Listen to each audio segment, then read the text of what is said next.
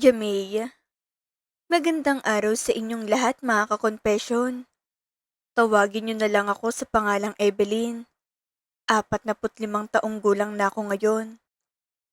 8 taon nang nakalilipas mula nang pumanaw ang aking asawa dahil sa isang malubhang karamdaman.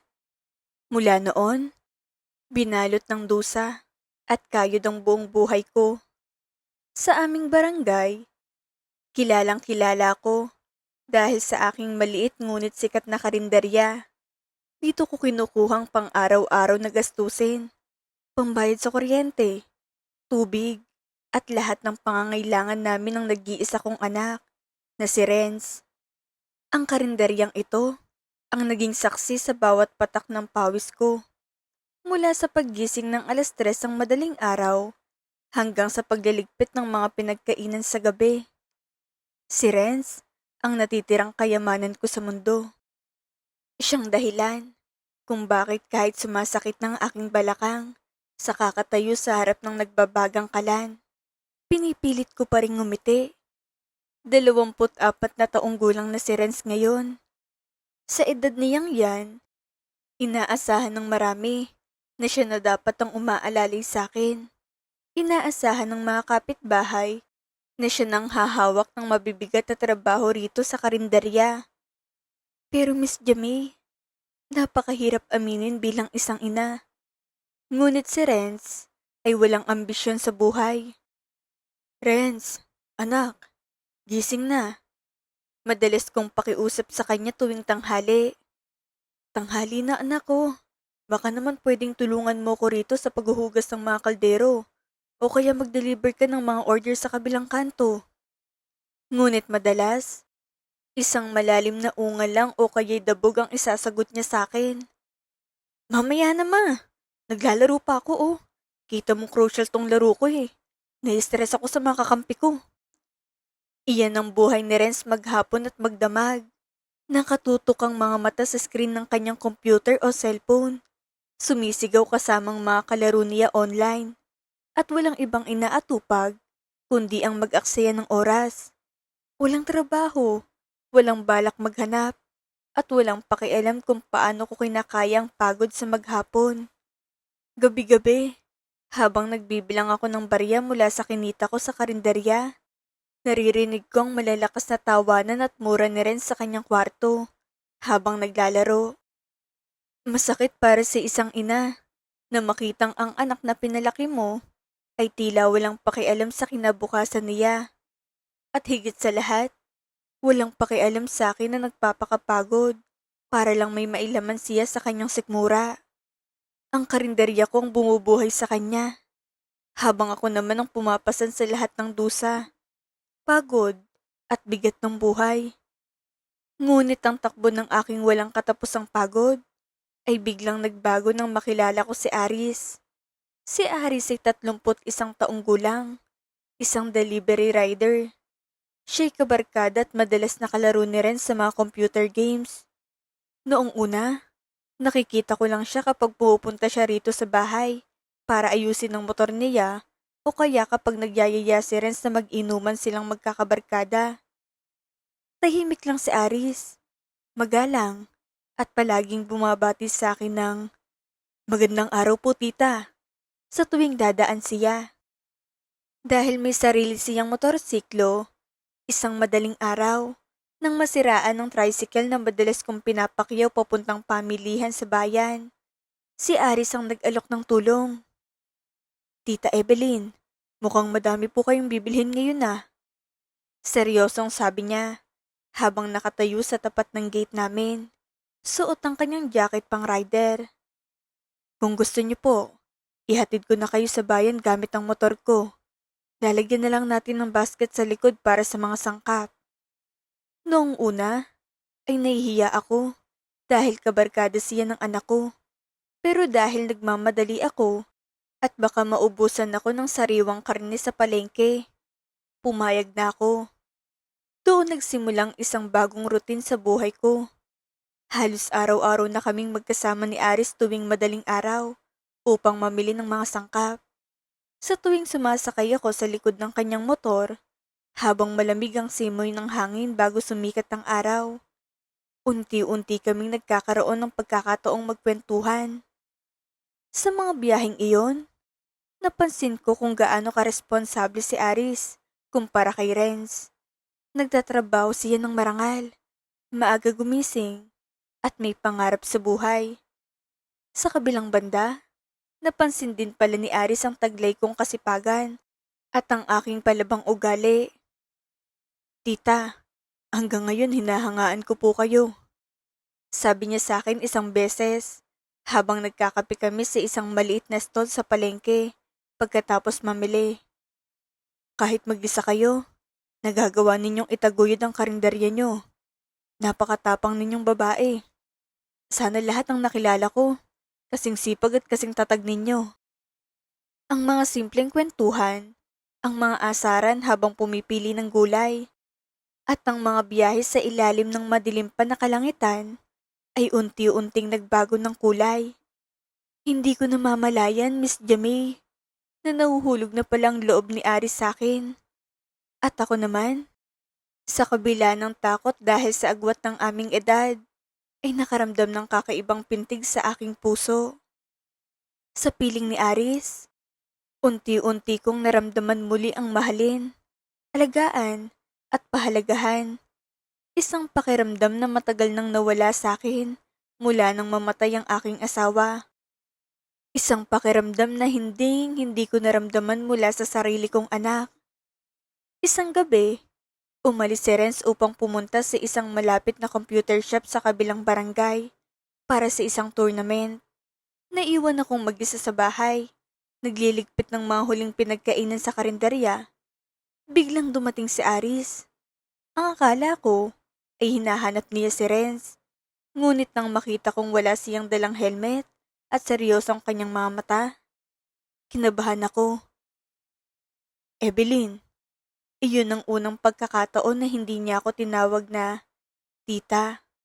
Lumapit siya sa akin, kinuha ang basahan sa aking kamay at hinawakan ang aking mga palad na magaspang dahil sa trabaho.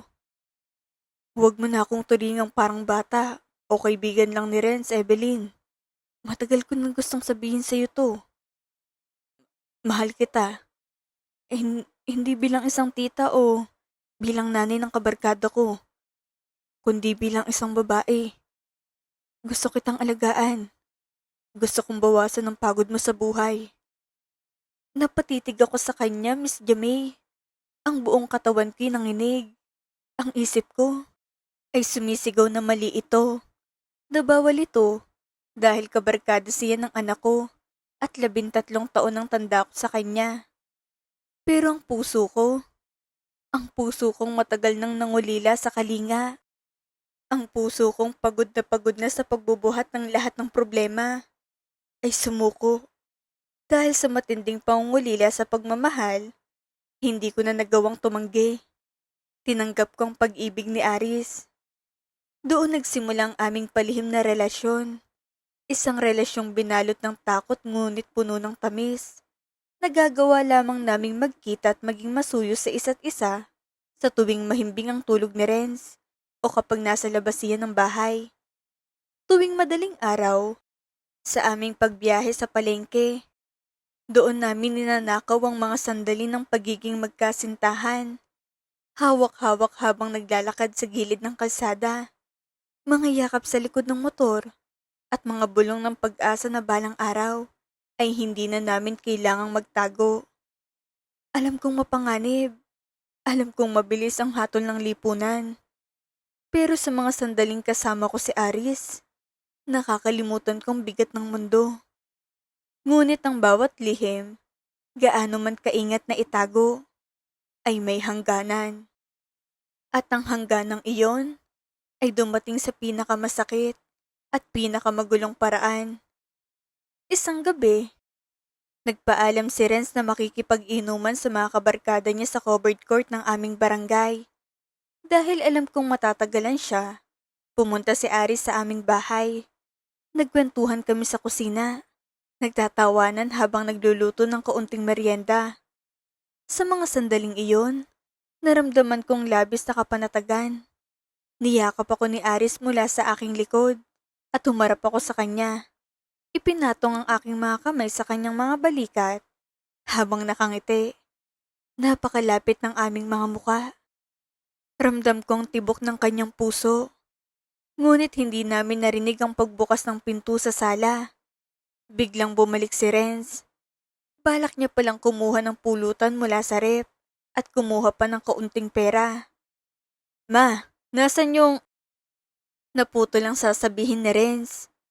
Laking gulat niya at laking gulat din namin nang magtagpo ang aming mga paningin sa loob ng kusina. Nahuli niya kami sa isang napakalapit. Napakahina-hinalang sitwasyon na hindi na kayang itanggi pa ng kahit sinong mabilis magdahilan. Renz, nauutal kong sabi. Agad na lumayo kay Aris habang nanginginig ang aking buong katawan. Nanlaki ang mga mata ni Renz. Ang gulat sa kanyang muka ay mabilis na napalitan ng matinding poot, galit at pandidiri. Tumingin siya kay Aris, pagkatapos ay sa akin. Loko ka ha? Sigaw ni Renz, sabay damba kay Aris. Sinuntok niya ito sa mukha dahilan upang matumba si Aris sa sahig. Kabarkada kita, Aris. Kabarkada kita. Tang na, ang nanay ko pa talagang binitawan mo. At ikaw naman, ma. Kadiri kayo. Ang tatanda nyo na oh. Gumagawa kayo ng kalaswaan sa likod ko. Renz, makinig ka muna anak, pakiusap. Umiiyak kong sinubukang hawakan ng kamay ng aking anak. Ngunit marahas niya akong itinaboy. Huwag mo kong hawakan, ma. Nakakahiya kayo. Buong buhay ko, akala ko disente ka. Akala ko nagpapakapagod ka para sa akin. Yun pala, lumalandi ka sa kabarkada ko. Ang mga salitang iyon ay parang mga saksak ng patalim sa aking dibdib. Miss Jamie, nagdulot ito ng matinding iskandalo sa aming bahay nung gabing iyon. Narinig ng mga kapitbahay ang sigawan. Pakiramdam ni Renz, sinalon niyang pinakamalaking kahihiyan sa buong mundo dahil ang sarili niyang ina at ang sarili niyang matalik na kaibigan ang nagtaksil sa kanyang tiwala. Umalis si Aris nung gabing iyon na duguan ng labi, habang ako naman ay naiwang nakaluhod sa sahig ng kusina. Umiiyak at durog na durog ang pagkatao. Matapos ang gabing yon, tuluyang gumuho ang respeto ni Ren sa akin. Ang bahay na dati-rati tahimik lang, ngayon ay naging impyerno. Palagi kaming nag-aaway. Sa tuwing makikita niya ako, palagi siyang nagpaparinig ng mga masasakit na salita. Madalas na rin siyang lumayas ng bahay, kung saan-saan natutulog, at uuwi lang kapag hihingi ng pera, o kaya kapag lasing na lasing. Isang umaga, pagkatapos ng isang matinding sagutan, hinarap ako ni Renz ng may malamig at determinadong mga mata. Binigyan niya ako ng isang mabigat na ultimatum. Mamili ka, ma. Sabi niya, habang nakatingin ng diretso sa aking mga mata. Piliin mo yung kabarkada ko, o piliin mo ako na anak mo. Kapag ipinagpatuloy mo pang pakikipagkita kay Aris, aalis ako rito. Hinding-hindi mo na ako makikita kailanman. Ituturing ko na wala akong ina. Mamili ka, ang anak mo o ang lalaki mo. Napatigil ang mundo ko, Miss Jamie. Napakasakit ng papiliin ng isang ina sa pagitan ng kanyang sariling dugo at ng lalaking nagbigay sa kanya ng natatanging kaligayahan sa buhay. Gabi-gabi akong hindi nakatulog, umiiyak sa harap ng altar. Nagtatanong sa Diyos kung bakit ipinagkakait sa akin ng sumaya kahit kaunti lang. Ngunit sa huli, nanaig pa rin ang pagiging ina ko. Dahil sa labis na pagmamahal ko kay Renz at dahil ayaw kong tuluyang masira ang kanyang buhay at lumaya siya ng tuluyan, nagdesisyon ako. Nakipagkita ako kay Aris sa huling pagkakataon sa palengke, sa ilalim ng malamig na ulan ng madaling araw. Aris, kailangan na nating itigil to. Umiiyak kong sabi sa kanya habang nakahawak sa kanyang jacket. Si Renz, ang anak ko. Hindi ko kayang mawala siya sa akin. Masakit man, ngunit kailangan kong magsakripisyo bilang ina. Nakita kong lungkot at luha sa mga mata ni Aris, ngunit hindi siya nagalit sa akin. Hinawakan niyang aking muka at pinunasan ng aking mga luha. Naintindihan ko, Evelyn. Malungkot niyang sagot. Ang kaligayahan at kapayapaan mong pinakamahalaga sa akin. Kung ang paglayo kang magbabalik ng respeto ng anak mo sa'yo, gagawin ko.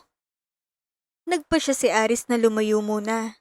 Nag-focus siya sa kanyang trabaho bilang rider. Hindi na muna nagpakita sa aming barangay at tuloy ang pinutol ang komunikasyon sa amin upang hindi na makagulo sa aming mag-ina. Nagtagumpay si Renz. Nakuha niya ako. Ngunit ang puso ko ay tuluyan ng naging isang malamig at walang buhay na bato. Lumipas ang mga buwan, naging tahimik ang aming bahay. Ngunit ramdam na ramdam pa rin ang matinding lamig sa pagitan namin ni Renz. Halos hindi kami nag-uusap kung hindi kinakailangan. Ang karinderya ay patuloy kong itinataguyod mag-isa. Ngunit dahil wala na si Aris na umaalalay sa akin sa madaling araw, doble ang naging pagod ko. Ang katawan ko na nasa 45 anyos na ay unti-unti nang bumigay. Idagdag pang matinding kalungkutan at pangungulila na palagi kong nararamdaman gabi-gabi. Isang hapon, habang nag-aasikaso ko ng mga customer sa karinderya, biglang umikot ang aking paningin. Nagdilim ang paligid at nawalan ako ng malay.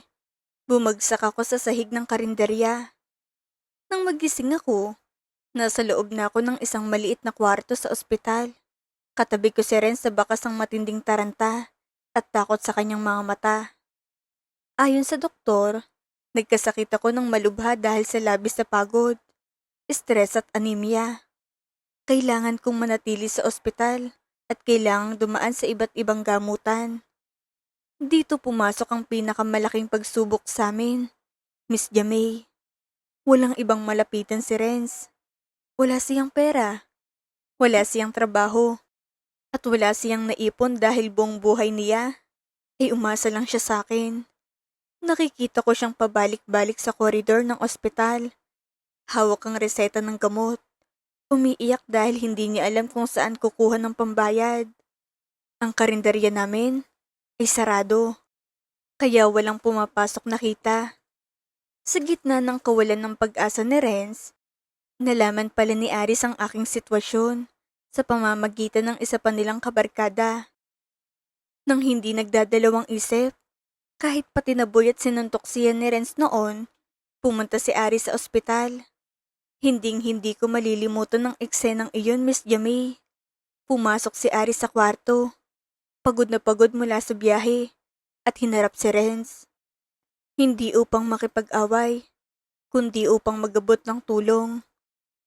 Renz, eto, sabi ni Aris, sabay abot ng isang makapal na sobre. Lahat ng naipon ko sa pagbabiyahe ko bilang delivery rider nitong mga nakaraang buwan. Nandyan, gamitin mo yan para sa hospital bill at sa mga gamot ni Tita Evelyn. Huwag kang mag-alala, walang kapalito. Ang importante, gumaling ang nanay mo. Napatulala si Renz.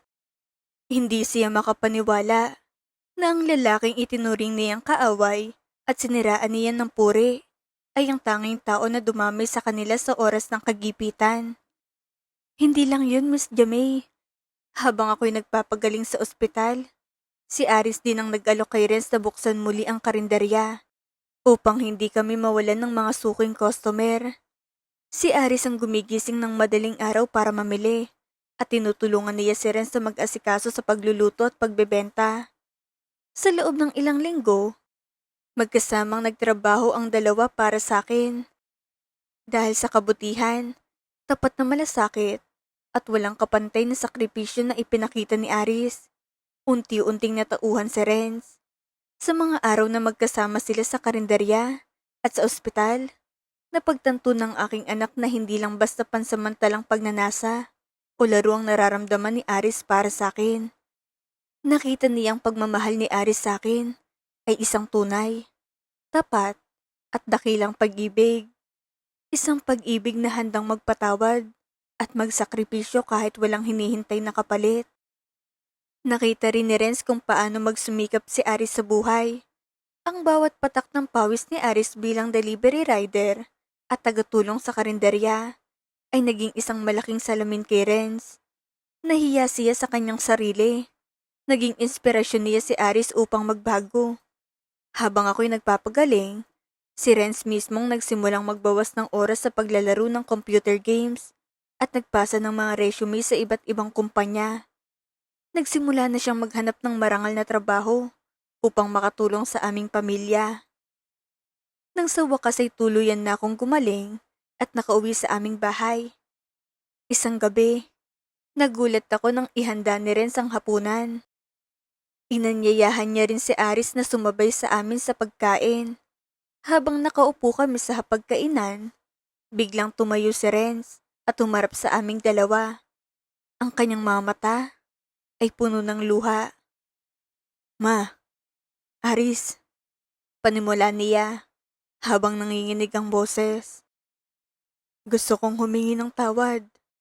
Formal akong humihingi ng tawad sa inyong dalawa sa mga masasakit na salita na naitapon ko sa inyo noon, sa kawalan ko ng galang, at sa pagiging makasarili ko. Ma, patawarin mo ko kung naging pabigat akong anak sa iyo at ipinagkait ko sa iyong sumaya. Aris, patawarin mo ako sa panununtok ko sa iyo at sa pagiging bulag ko sa kabutihan ng puso mo." Napaiyak na lang ako ng husto, Miss Jamay. Lumapit si Renz kay Aris at buong puso itong niyakap. "Salamat, Aris," patuloy ni Renz. "Salamat sa pagliligtas sa buhay ng nanay ko.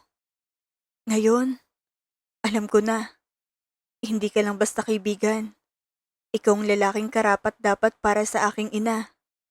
Buong puso kitang tinatanggap, hindi lang bilang kaibigan, kundi bilang lalaking mag-aalaga, magpoprotekta, at magpapasaya sa nanay ko habang buhay." Mula nung gabing iyon, tuluyan nang natapos ang madilim na yugto ng aming buhay. Si Renz ngayon ay mayroon ng marangal na trabaho sa isang kumpanya sa bayan. At patuloy pa rin kaming nagtutulungan sa karinderya. At kami ni Aris, hindi na namin kailangang magtago sa dilim ng gabi. Ngayon, malaya na kaming nagmamahalan sa ilalim ng liwanag ng araw, na may kasamang basbas at pagtanggap ng aking pinakamamahal na anak. Isang bagong simula na puno ng pag-asa, pagpapatawad, at tunay na pag-ibig. Hanggang dito na lang. Nagmamahal, Evelyn. Napakagandang kwento ng pag-ibig, pagpapatawad, at pagbabago. Maraming salamat kay Evelyn sa pagbabahagi ng napakagandang kwento rito sa Dear Jamay. Mga ka-confession, ang tunay na pagmamahal ay hindi nasusukat sa edad, sa dikta ng lipunan, o sa pananaw ng ibang tao. Ang tunay na pagmamahal ay nakikita sa gawa, sa sakripisyo, at sa kakayahan nitong magpatawad at magbabago ng puso ng kapwa. Minsan, ang mga pagsubok na dumarating sa ating buhay ay hindi para tayo ay sirain, kundi para gisingin tayo sa ating mga pagkakamali. Gaya ng nangyari kay Renz na natauhan dahil sa busilak na puso ni Aris. At para sa mga ina na tulad ni Evelyn, tandaan natin na ang paghahanap ng sariling kaligayahan ay hindi nangangahulugang pagiging makasarili. Dahil ang isang masayang ina ay nagbubunga rin ng isang masayang pamilya. Kayo mga ka-confession, anong aral ang inyong nakuha sa kwento ni Evelyn? I-comment ang inyong saloobin sa ibaba. Muli, itong inyong lingkod, Miss Jamay. Hanggang sa susunod nating confession.